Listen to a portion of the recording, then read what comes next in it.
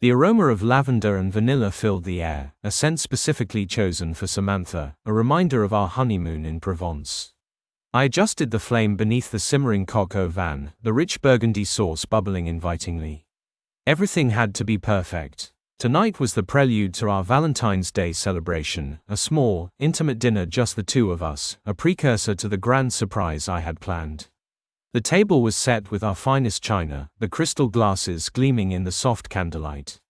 Samantha's favorite jazz playlist echoed softly through the house, a soundtrack to our meticulously crafted life. I glanced at the clock on the mantelpiece. 7:30. She should be home any minute. I smoothed down the tablecloth, a nervous flutter in my stomach. This surprise, this Valentine's Day, had to be unforgettable. It represented everything I felt for her, the depth of my love, the unwavering devotion I'd poured into our marriage for the past 10 years. I'd spent weeks meticulously planning it, ensuring every detail was flawlessly executed. It was, I believed, a testament to the perfect life we'd built together. The click of the key in the lock brought a smile to my face. "Samantha, darling, you're home," I called out, turning back to the stove, a practiced ease in my movements. The coq au vin was almost ready, the aroma mingling perfectly with the lavender and vanilla. She walked in, her briefcase clutched tightly in her hand, a weariness etched on her face that I hadn't noticed before. "Hi, honey," she replied, her voice lacking its usual warmth. A fleeting look, almost imperceptible, flickered across her face, a flicker of guilt. I dismissed it instantly. She must be tired, I reasoned, the pressures of her high-powered legal career taking their toll. "Long day?" I asked, placing a gentle kiss on her cheek. Her skin felt cool, distant. "You have no idea," she sighed, placing her briefcase on the floor with a thud. Court was a nightmare. Judge Thompson was in one of his moods. I poured her a glass of chilled Chardonnay, her favorite. "Let me take your coat," I offered, taking it from her and hanging it in the closet. She usually greeted me with a hug, a kiss, a shared anecdote about her day. Tonight, there was a palpable distance, a subtle shift in the familiar rhythm of our evening ritual. "Dinner smells amazing," she said, forcing a smile. The tension in her shoulders was visible even beneath her tailored suit. "Just a little something I whipped up," I replied, trying to inject some levity into the atmosphere. "Nothing says, 'I love you,' like a classic coq au vin." She managed a weak chuckle. "You're the best," she murmured, taking a sip of her wine.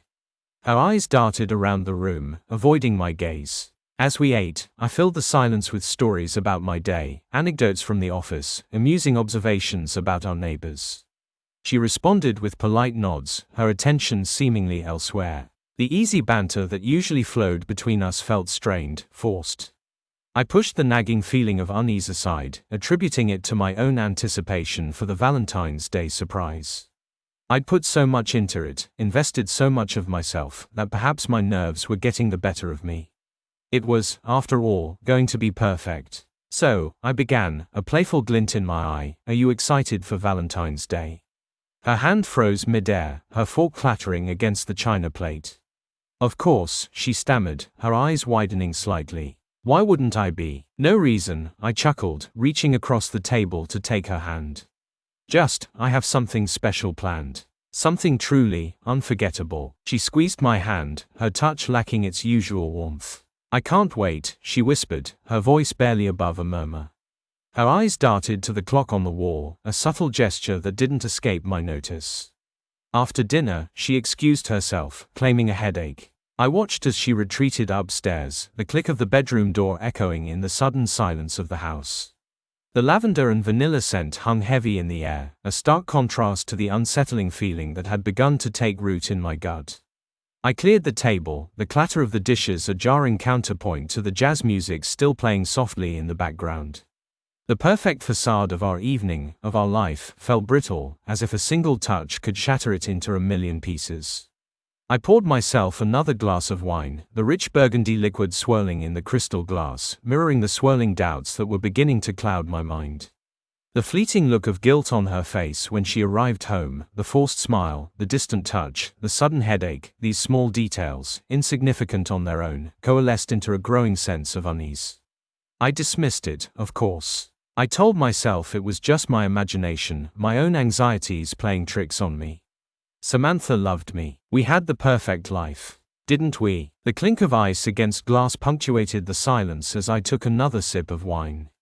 The lavender and vanilla scent, once so comforting, now seemed cloying, suffocating.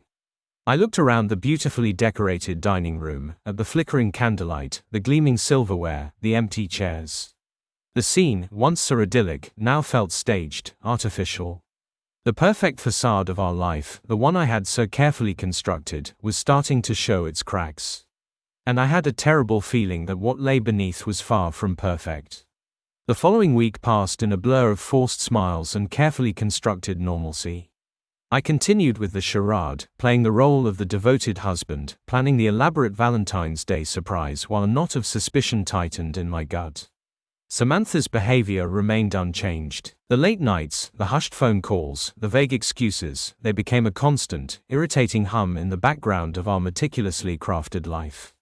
I tried to rationalize it, to explain it away. Stress at work, a demanding client, a difficult case. Anything but the truth that was slowly, agonizingly, beginning to dawn on me. I clung to the belief in our perfect life, the image we projected to the world, the envy of our friends and colleagues. It was a carefully constructed illusion, and I was terrified of seeing it shatter. One evening, while Samantha was in the shower, her phone buzzed on the nightstand. I glanced at it, my heart pounding in my chest. A text message from a contact named Eric. My blood ran cold. I knew Eric, a colleague of Samantha's, a man I had instinctively disliked from the moment we met. He was charming, charismatic, and far too attentive to my wife. I hesitated, my hand hovering over the phone. A war raged within me, the desperate desire to know the truth versus the fear of what I might find. Curiosity, that insidious beast, won. I picked up the phone, my fingers trembling as I opened the message. The words blurred before my eyes, a jumble of suggestive phrases, intimate details, and plans for a Valentine's Day rendezvous. A photo followed, a selfie of Samantha and Eric, their faces pressed close together, a look of unmistakable intimacy in their eyes. The world tilted on its axis. The air thickened, making it difficult to breathe. The perfect facade I had so carefully constructed crumbled around me, the debris of my shattered illusions cutting into my soul. I replaced the phone on the nightstand, my hand shaking uncontrollably. The shower stopped. I heard Samantha's footsteps approaching. I forced a smile onto my face, a mask of normalcy to hide the devastation raging within. She entered the room, a towel wrapped around her hair, oblivious to the seismic shift that had just occurred in our lives. The days that followed were a torment. I moved through life in a daze, the image of that text message, that photo, seared into my mind. I observed Samantha, scrutinizing her every word, every gesture, searching for further confirmation of my worst fears. I found it, of course, in the furtive glances at her phone, the whispered conversations, the sudden trips out of town for work conferences. I began a subtle investigation, a clandestine operation fueled by a mixture of anger and a desperate need for concrete proof. I checked her phone records, her credit card statements, her email account. The evidence mounted, each piece adding another layer of betrayal to the already unbearable weight I carried. Hotel receipts, romantic dinners, gifts purchased for Eric, the details painted a vivid, agonizing picture of their affair. The anger simmered within me, a slow-burning fire fueled by the injustice of it all. The devotion I had poured into our marriage, the sacrifices I had made, the unwavering support I had always given, it all felt like a cruel joke. I had built my life around her, around the illusion of our perfect love, and she had systematically dismantled it, brick by brick. I considered confronting her, laying out the evidence, demanding an explanation. But something held me back. A cold, calculating part of me wanted more than just a confession. I wanted revenge. I wanted to inflict the same pain, the same devastation, that she had inflicted on me. I wanted her to suffer. Valentine's Day loomed, a cruel irony hanging heavy in the air. The day I had planned as a celebration of our love, a testament to our perfect life, was now a symbol of her betrayal. I continued with the preparations, the charade of the devoted husband, while inside, a plan was taking shape, a plan to expose her infidelity, to shatter her world just as she had shattered mine. The anger fueled me, giving me a sense of purpose in the midst of the emotional wreckage. I purchased a large, ornate frame, the kind usually reserved for precious family portraits. I gathered the evidence I had collected, the photos, the text messages, the hotel receipts, and arranged them into a collage of betrayal. It was a testament to her deceit, a visual representation of the lies she had woven into the fabric of our lives. I wrapped the frame in beautiful Valentine's Day paper, tying it with a bright red ribbon. It was a perversely perfect gift, a symbol of the love that had been corrupted, the trust that had been broken. I placed it on the dining room table, next to the vase of red roses I had bought, a final touch to the meticulously crafted scene of our impending demise. The anticipation was almost unbearable. I paced the house, my nerves on edge, waiting for Samantha to arrive home. The lavender and vanilla scent, once a symbol of our love, now felt like a mockery. The jazz music playing softly in the background seemed to taunt me with its romantic melodies. The click of the key in the lock sent a jolt of adrenaline through me. She walked in, a smile on her face, a bouquet of flowers in her hand. "Happy Valentine's Day, darling," she chirped, her voice dripping with false affection. I forced a smile, my heart pounding in my chest. The game was about to begin. "Happy Valentine's Day to you too," I replied, my voice betraying none of the turmoil raging within. "I have something for you." I gestured towards the elaborately wrapped gift on the dining room table. Her smile widened, her eyes sparkling with anticipation. "Oh, you shouldn't have," she cooed, rushing over to the table. She tore into the wrapping paper, her excitement palpable. The smile froze on her face as she lifted the lid of the box. Her eyes widened, her breath catching in her throat. The color drained from her face, leaving her ashen and pale. She stared at the contents of the box, her expression shifting from shock to disbelief to utter horror. The collage of photos stared back at her, a visual indictment of her betrayal. Pictures of her and Eric, caught in stolen embraces, whispered conversations, furtive glances. Hotel receipts, dated and detailed, documented their secret rendezvous. Text messages, filled with suggestive language and intimate details, exposed the depth of their affair. It was all there, laid bare for her to see, undeniable proof of her infidelity. She looked up at me, her eyes filled with a mixture of fear and confusion. What is this?" she stammered, her voice barely a whisper. "Happy Valentine's Day, Samantha," I said, my voice cold and devoid of emotion. "I thought you deserved a memento of your extracurricular activities." The realization of what she was seeing, of what I knew, crashed over her like a tidal wave. She stumbled back, her hand flying to her mouth, a choked sob escaping her lips.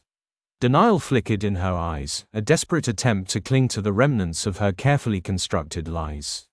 It's not what it looks like," she stammered, her voice cracking. "Really?" I asked, my voice dripping with sarcasm. "Then perhaps you'd like to explain these photos. These hotel receipts, these text messages." I watched as the denial crumbled, replaced by a crushing wave of shame and guilt. Her eyes darted around the room, searching for an escape, a way out of the inescapable truth. Tears streamed down her face, blurring her makeup, smudging the carefully crafted mask she had worn for so long. I can explain," she whispered, her voice trembling. "I don't think you can," I replied, my voice flat and emotionless. "I think the evidence speaks for itself." The silence hung heavy in the air, broken only by her choked sobs. The lavender and vanilla scent, once so comforting, now seemed to mock her, a reminder of the life we had built, the life she had destroyed. She looked at me, her eyes pleading, desperate. "Please," she whispered, "don't do this." "Do what?" I asked, my voice hardening. "Expose your lies. Reveal the truth. I think it's a little late for that, don't you?" The fight went out of her. Her shoulders slumped, her head bowed in defeat. She looked like a broken doll, the carefully crafted facade shattered beyond repair. "I'm sorry," she whispered, her voice barely audible. "Sorry," I repeated, the word laced with bitterness. "Sorry doesn't even begin to cover it." I turned away from her, unable to bear the sight of her brokenness any longer. It wasn't the satisfaction I had expected, the righteous anger I had anticipated. It was just emptiness. A hollow ache where my heart used to be. "Where are you going?" she asked, her voice laced with panic. "Out," I replied, my voice curt. "I need some air." I walked out of the house, leaving her standing there amidst the wreckage of her lies. The cool night air hit my face like a slap, a welcome contrast to the suffocating atmosphere inside. I walked aimlessly, my mind racing, trying to process the events of the evening.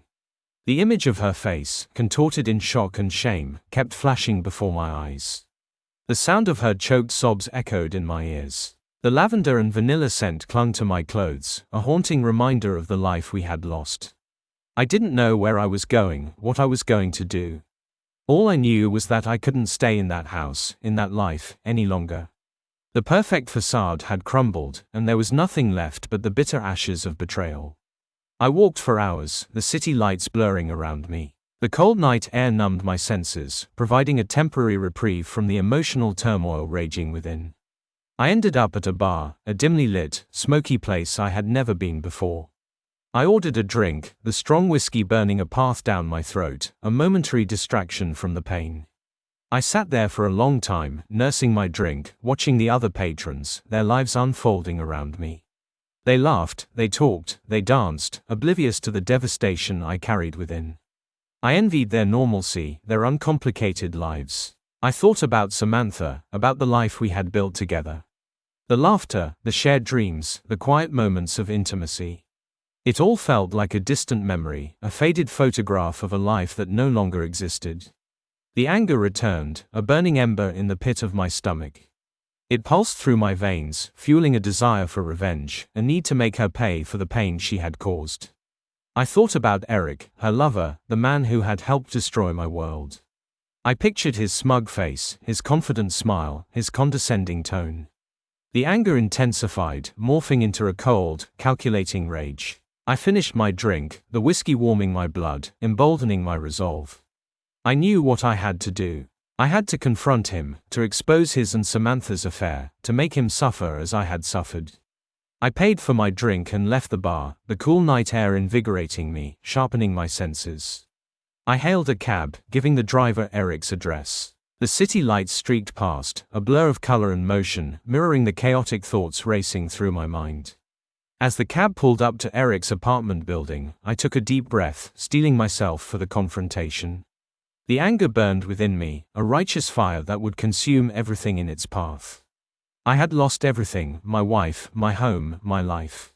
But I would have my revenge. And that, for the moment, was all that mattered. The intercom buzzed, a tinny, impersonal sound that grated on my already frayed nerves. I pressed the button, my finger lingering on the cold metal. "Eric," I said, my voice tight with suppressed fury. "It's a friend of Samantha's." A pause, then the click of the lock. I pushed open the door, my heart pounding a heavy rhythm against my ribs. I climbed the stairs, each step bringing me closer to the confrontation I had been craving. The anger churned in my gut, a volatile mix of betrayal and a desperate need for retribution. His apartment door was ajar. I pushed it open, revealing a dimly lit living room. Eric stood there, shirtless, a look of surprise on his face. He was holding a glass of wine, the remnants of a romantic dinner for two scattered across the coffee table. The air was thick with the scent of lilies, Samantha's favorite. He opened his mouth to speak, but I cut him off. "Don't bother with the pleasantries, Eric," I said, my voice low and menacing. "We both know why I'm here." The surprise quickly morphed into something else, a flicker of fear in his eyes. He set down his glass, his hand trembling slightly. "Look," he stammered, "I don't know what you're talking about." "Don't insult my intelligence," I snarled, stepping closer. "I know about you and Samantha. I know everything." He took a step back, his eyes darting around the room, searching for an escape. There was none. He was trapped, cornered like the rat he was. "I have proof," I continued, my voice rising. "Photos, text messages, hotel receipts. The whole sordid story." The blood drained from his face, leaving him pale and shaken. He knew he was caught, his carefully constructed facade of innocence crumbling before his eyes. I can explain," he stammered, his voice weak and unconvincing. "Explain," I roared, my control snapping. "Explain how you could betray my trust. How you could steal my wife. How you could destroy my life." I lunged forward, grabbing him by the collar of his shirt. He flinched, his eyes wide with fear. "You're pathetic," I spat, my voice dripping with contempt. "A spineless coward hiding behind a veneer of charm." He tried to push me away, but I held him fast, my grip tightening. You think you can just waltz into my life, steal my wife, and walk away unscathed? I growled, my voice laced with venom. You're wrong. I shoved him back, sending him stumbling against the wall. He cowered there, his eyes darting around the room, searching for a weapon, an escape, anything to break the hold I had over him. What are you going to do? He whimpered, his voice trembling with fear. I'm going to make sure everyone knows what you are, I said, my voice cold and hard. I'm going to expose your affair to the world. I'm going to ruin your reputation. I'm going to destroy your life, just as you destroyed mine. I pulled out my phone, my fingers trembling with rage. I dialed a number, the familiar tones ringing in the tense silence of the room. It was Eric's boss, a man I had met at a company function. Hello, Mr. Harrison, I said, my voice calm and controlled. I'm afraid I have some disturbing news about your employee, Eric Davis. I paused, letting the words hang in the air. Eric's eyes widened in horror, the realization of what I was doing dawning on him. He lunged for the phone, but I dodged him easily, holding the device out of his reach. He's been having an affair with my wife, I continued, my voice flat and emotionless. A long-term, clandestine affair, complete with secret rendezvous and romantic getaways. I heard a gasp on the other end of the line. I have proof, I added, my voice dripping with satisfaction. Photos, text messages, hotel receipts. I can send them to you if you'd like. I could hear Eric's frantic pleas in the background, his voice muffled and desperate. I ignored him, continuing my conversation with Mr. Harrison. I detailed the affair, sparing no detail, painting a vivid picture of Eric's betrayal and deceit. I described the romantic dinners, the stolen kisses, the intimate moments shared in hotel rooms.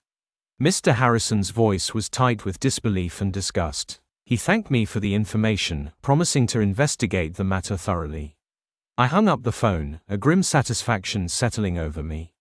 Eric was a broken man. He stood there, his shoulders slumped, his face ashen. The bravado he had displayed earlier was gone, replaced by a crushing wave of shame and despair. You ruined me, he whispered, his voice barely audible. I merely exposed the truth, I replied, my voice cold and hard. You ruined yourself. I turned and walked out of the apartment, leaving him standing there amidst the wreckage of his life. I didn't look back. I didn't feel any remorse. I had done what I had set out to do. I had exposed his betrayal, shattered his reputation, and destroyed his career. I walked out into the night, the city lights no longer a blur but a beacon, guiding me towards a future I couldn't yet envision. The anger had subsided, leaving behind a hollow emptiness. The revenge hadn't brought the satisfaction I had craved. It hadn't erased the pain, the betrayal, the devastation. But it had given me something else. A sense of closure, a feeling of control. I had taken back my power, reclaiming a piece of myself that had been lost in the wreckage of my marriage. It wasn't a victory, not really. It was simply a necessary step in the long, arduous journey of healing and rebuilding. I hailed a cab, giving the driver my address. The ride home was quiet, the city lights reflecting in the rain-slicked streets. I stared out the window, watching the world go by, feeling a strange sense of detachment. As the cab pulled up to my house, I paid the driver and stepped out onto the familiar street. The house was dark, silent. Samantha was gone. The lavender and vanilla scent was faint, a lingering ghost of the life we had shared. I walked inside, the silence amplifying the emptiness. The house felt cold, sterile, devoid of the warmth and laughter that had once filled its rooms. I walked through the house, touching the familiar objects, the photographs on the mantelpiece, the books on the shelves, the cushions on the sofa. Each object held a memory, a reminder of the life we had built, the life she had destroyed.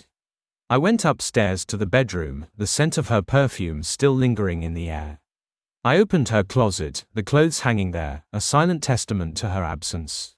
I picked up a dress, a silk slip in a deep shade of emerald green, the one she had worn on our anniversary. I held it to my face, inhaling the faint scent of her perfume, a phantom limb of a memory that was both precious and painful. I placed the dress back in the closet, closing the door gently.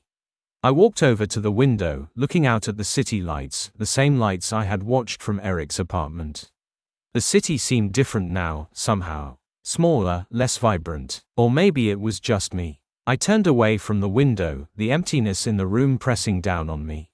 I walked over to the bed, sinking down onto the soft mattress. I lay there for a long time, staring up at the ceiling, the silence broken only by the rhythmic ticking of the clock on the nightstand. I thought about Samantha, about Eric, about the choices they had made, the consequences they had faced.